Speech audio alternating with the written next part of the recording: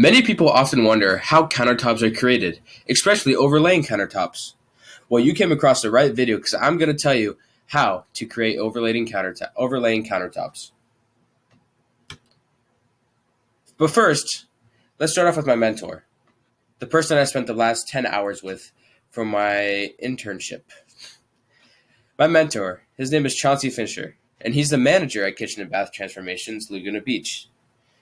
He has a pretty simple job as he finances and does the legal paperwork. He's also a supply manager, meaning that he orders and delivers in the quartz countertops that are used to create these countertops. As you can see in the bottom, there's some pictures of my mentor. So there he is right there, right here, and right here again.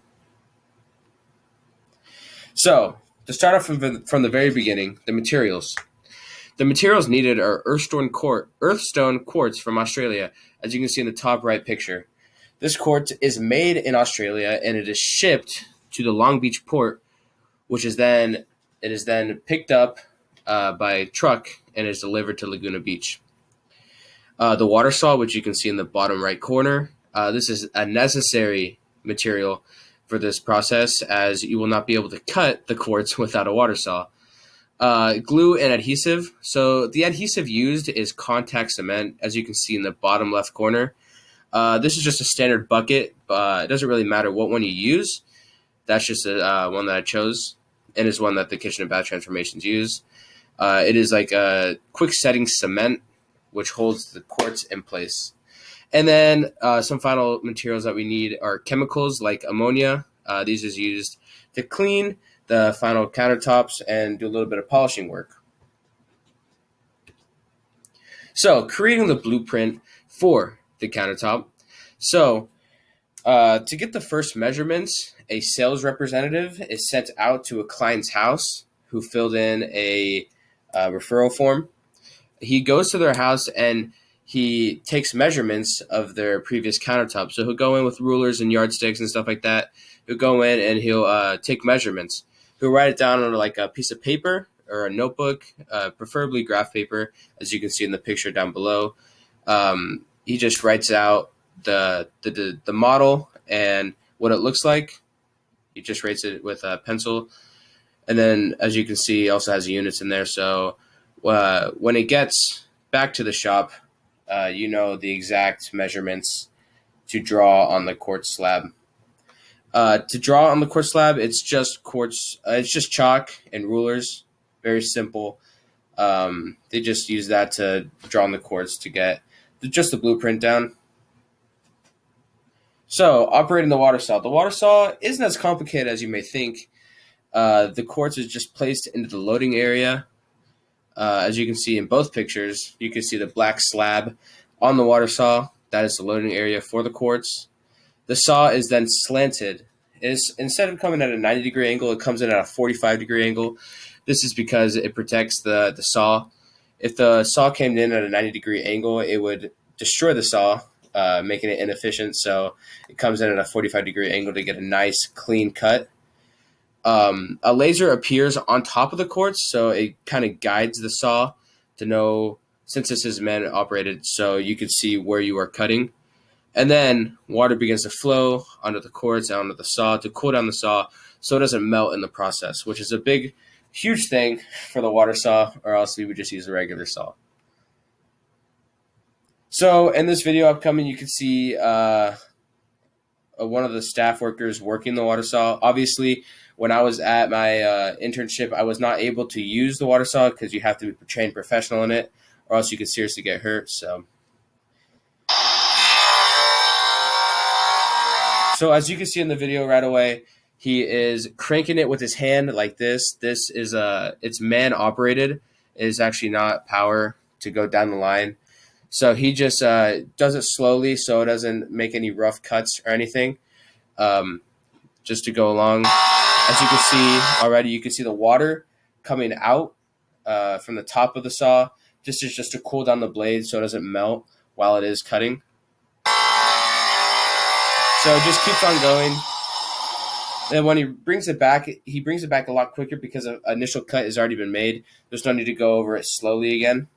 That's why it goes back slower the second time.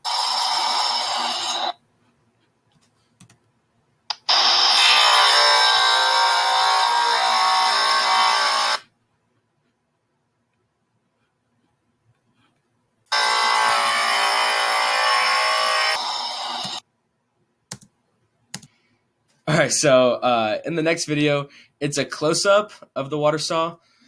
Just before we even start the video, you can already see how the saw is slanted at a 45-degree angle. Vaguely, you can see the red laser on the quartz, on the initial quartz. This is just a guide point, like I said earlier. So let's play this video. So right off the bat, you can see how the saw is slanted, like I said previously, and the water is already flowing before he cuts it.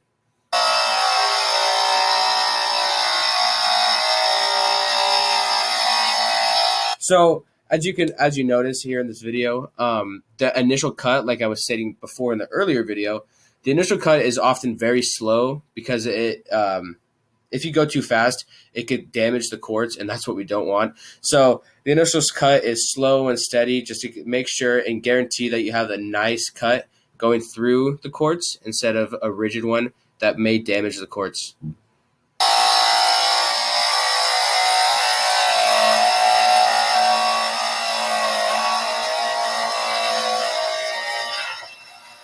And then it falls right through the cracks, right in the water saw. So the scrap is then later used for something else, a mini project, maybe some patches, but that's not very important at the moment.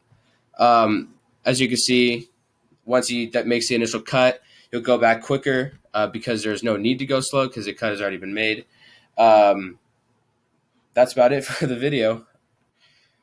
So after the quartz is already cut by the water saw, it goes on to prepping the countertop. So this would be at the client's house, or if the client requested to make like a brand new thing, then it would be at the showroom. But usually this is at the client's house. So as you can see on the right, this is a preparation of the countertop.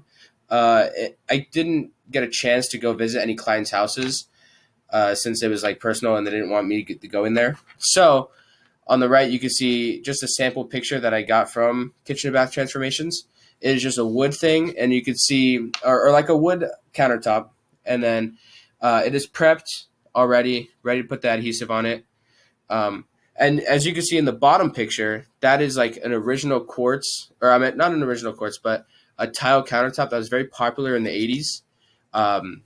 Our business, Kitchen and Bath Transformations, it's our goal to go over these since they don't look as nice in the modern era.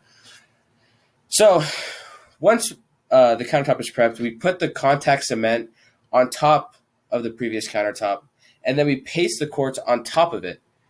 Once the quartz is pasted on top of the previous countertop, we just wait for the cement to dry, and the countertop is finished. So the polishing and the finishing touches. This sounds crazy, but around 8 sheets of sandpaper are used for the edges.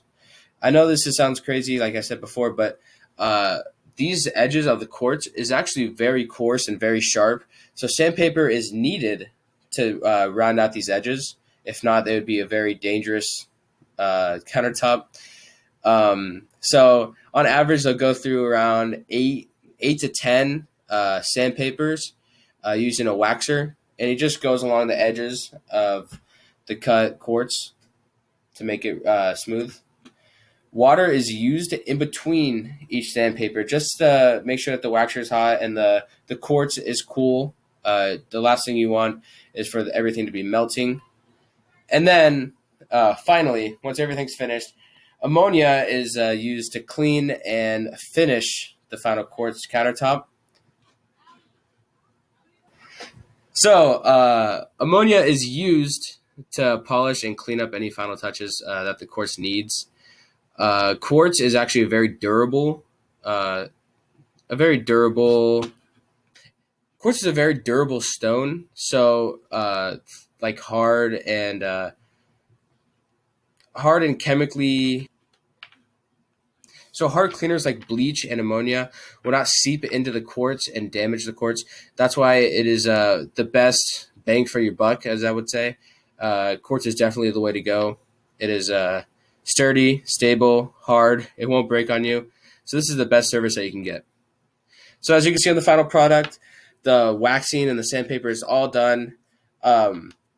These edges are still sharp, but trust me, they aren't as sharp as they were before. They were dangerous before. Now they're not. You can keep this in a house. This just places right on top of the previous countertop. That's about it.